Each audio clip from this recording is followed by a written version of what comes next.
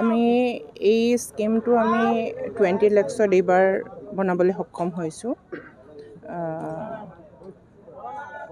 6 finance কমিশ্যনৰ ফাণ্ডেদি আমি এই শ্মশান ঘাটটো সম্পূৰ্ণ ৰূপ দিবৰ কাৰণে আমি ৰিএষ্টিমেট কৰিছোঁ আৰু তাৰ কাৰণে আমি PNRD ডিপাৰ্টমেণ্ট তথা শ্ৰীযুত হাগ্ৰাম মহিলাৰীক ধন্যবাদ দিব লাগিব।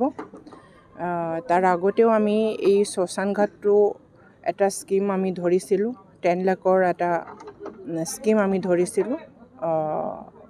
এইটো শ্বেডটো আমাৰ ক্ৰিমেটৰিয়াম শ্বেডটো বনাবৰ কাৰণে আৰু ক্ৰিমেটৰিয়াম যি ফ্ৰেম সেইটো বহাবৰ কাৰণে।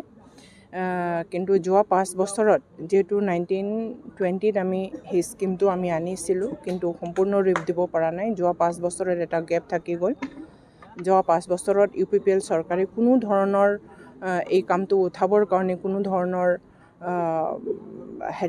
নকৰিলে, চিন্তা চৰ্চা নকৰিলে। তাৰ কাৰণে এটা 5 বছৰ গেপ হৈ গ'ল। আজি এইবাৰ আমি এক্সিষ্টিং ফাইনেন্স কমিশ্যনৰ যি ফাণ্ড আছিলে 6 ফাইনেন্সৰ এই পইচা দি আমি পুনৰাই ৰিএষ্টিমেট কৰি এই বিল্ডিং তথা এই ক্ৰিমেটৰিয়ামটো আৰু অলপ ডাঙৰকৈ কৰি পেলাই এটা শ্বেড ঘৰটো ডাঙৰকৈ বনাই পেলাই আমি ৰিএষ্টিমেট কৰিছোঁ আৰু আশা ৰাখিছোঁ এইটো সম্পূৰ্ণ এটা ৰূপ দিব আৰু ইয়াত বসবাস কৰা আমাৰ হিন্দু ধৰ্মাৱলম্বীৰ পৰম্পৰাগত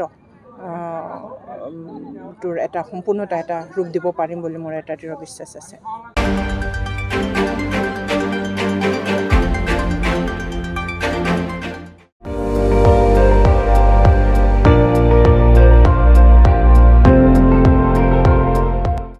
আপুনি চাই আছে ND24, সৰ্বশ্ৰেষ্ঠ নহয় সৰ্বোত্তমৰ দৌৰত।